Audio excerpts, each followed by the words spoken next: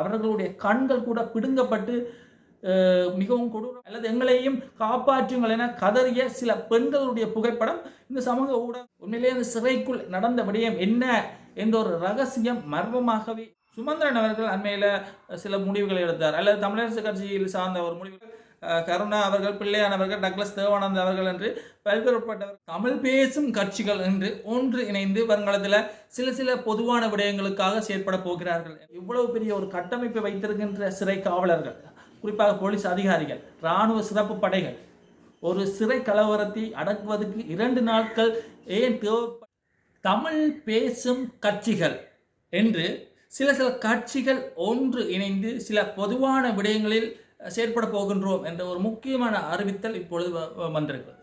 குறிப்பாக இன்றைய தினம் நடைபெற உள்ள ஊடக சந்திப்பில் இந்த கட்சிகள் எல்லாம் ஒன்றிணைந்து தங்களுடைய கூட்டணி தொடர்பான கருத்துக்களை வெளியிடுவார்கள் என்று எதிர்பார்க்கப்படுகிறது. குறிப்பாக தமிழரசு கட்சி மற்றும் அகில இலங்கை மக்கள் காங்கிரஸ், இலங்கை தொழிலாளர் காங்கிரஸ், ஜனநாயக தமிழ் தேசிய கூட்டமைப்பு, ஸ்ரீலங்கா முஸ்லிம் காங்கிரஸ், தமிழ் முன்னேற்ற கூட்டமைப்பு என்று 6 முக்கிய கட்சிகள், தமிழ் பேசும் கட்சிகள் என்று ஒன்று இணைந்து வருங்காலத்தில் சில பொதுவான விடயங்களுக்காக செயற்பட போகிறார்கள் என்ற ஒரு விடயம் இப்பொழுது ஒரு பேசு பொருளாக காணப்படுகிறது. இப்போ மாகாண சபை தேர்தல் அடுத்த வருடம் நடைபெறும் என்று கருதப்படுகின்ற இந்த நேரத்தில் இவர்களுடைய கூட்டணி சார்ந்த விடயங்கள் இப்பொழுது ஒரு எதிர்பார்ப்பை ஏற்படுத்தியிருக்கிறது.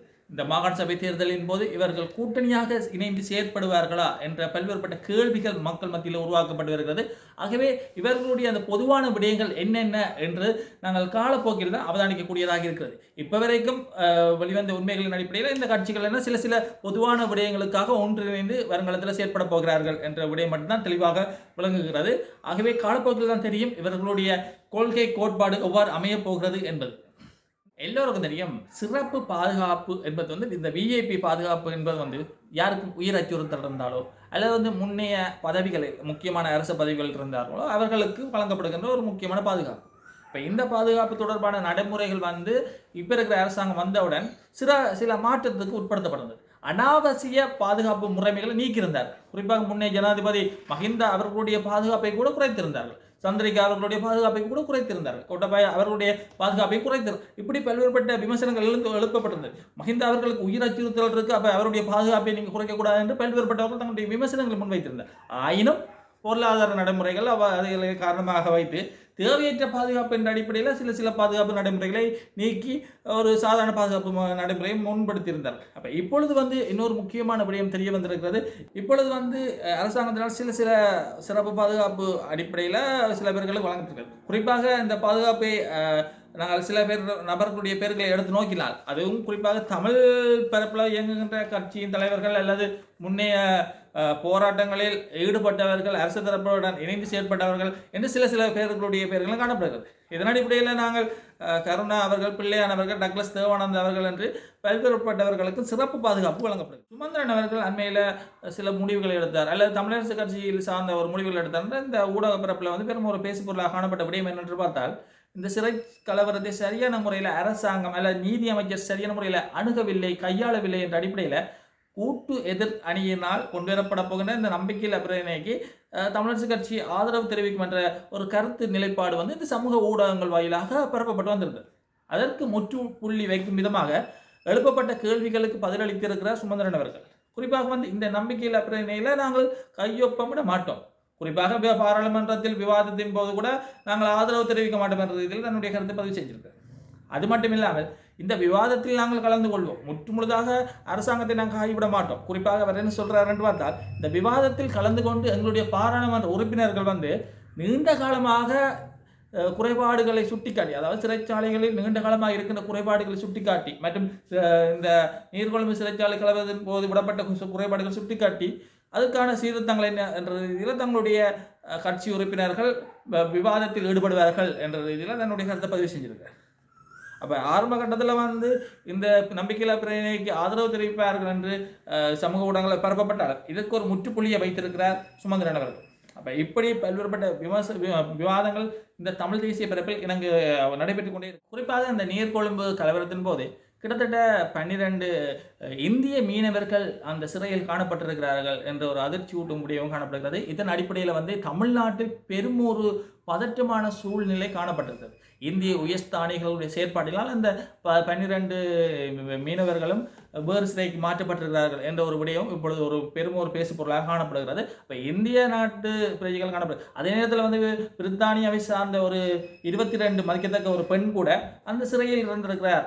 குறிப்பாக வந்து போதைப்பொருள் கடத்தல் குற்றச்சாட்டின் அடிப்படையில் அவர் சிறையில் அடைக்கப்பட்டிருந்தார். அப்போ ஆகவே இவ்வாறு பல்வேறுபட்ட விடயங்கள் காணப்படுகிறது. இப்போ இப்படி பல்வேறுபட்ட விமர்சனங்களை உருவாக்கப்பட்டு வருகின்ற இந்த நேரத்தில் சிறை கலவரத்தின் போது உயிரிழந்தவர்களுக்கு கிட்டத்தட்ட 5 லட்சம் ரூபாய் பெறுமதியான நிவாரணம் வழங்கப்பட்டிருக்கிறது. மேலதிகமாக அடுத்த கட்ட சன்மானம் வழங்குவதற்காகவும் அரசாங்கம் நடவடிக்கை எடுத்து வருகிறது என்ற ரீதியில் பார்க்கப்படுகிறது. அதே போல வந்து மிக கொடூரமான முறையில் இந்த சிறை காவலர்கள் கொல்லப்பட்டிருக்கிறார்கள் என்ற அதிர்ச்சி ஊட்டும் முடியும் காணப்படுகிறது. குறிப்பாக வந்து தலையில் பகிரங்கமாக தாக்கப்பட்டிருக்கிறார்கள், உடல் அங்கங்கள் வந்து சிதைக்கப்பட்டிருக்கிறது என்ற ரீதியில் பல்வேறுபட்ட விடயங்கள் காணப்படுகிறது. ஆரம்ப காலத்தில் வந்து இந்த சிறை கைதிகளுக்கு வந்து எவ்வாறு இந்த பயங்கரமான ஆயுதங்கள் சென்றது என்ற ஒரு விவாதம் இப்பொழுது ஒரு பெரும் ஒரு பேசு பொருளாக கேள்வியாக மாற்றம் அடைந்திருக்கிறது.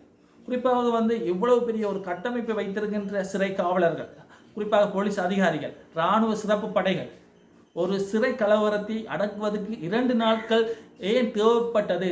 ஏன் உடனடியாக அதை கட்டுப்படுத்த முடியவில்லை? குறிப்பாக வந்து 1400 தொடக்கம் 1800 வரையிலான சிறை கைதிகள் தான் அந்த சிறையில் இருந்திருக்கிறார்கள் என்று கருதப்படுகின்ற இந்த நேரத்தில் இவ்வளவு பெரிய ஒரு பாதுகாப்பு படை அணியை கொண்டிருக்கிற அதிகாரிகளால் ஏன் 2 நாட்கள் ஆகினது இந்த சிறை கலவரத்தை கட்டுப்படுத்த என்ற ஒரு விவாதம் இப்பொழுது வந்து பெரும் ஒரு அளவில் பேசப்பட்டு வருகிறது. உண்மையிலேயே அந்த சிறைக்குள் நடந்த விடயம் என்ன என்ற ஒரு ரகசியம் மர்மமாகவே இருக்கிறது. உண்மையிலேயே தீர விசாரிக்கப்பட வேண்டும் என்று பார்க்கப்படுகிறது. ஆயினும் கடந்த கால சிறை கலவரங்களை எடுத்து நோக்கினால் முழுமையான விடயங்கள் எப்பொழுதுமே வெளிவரவில்லை.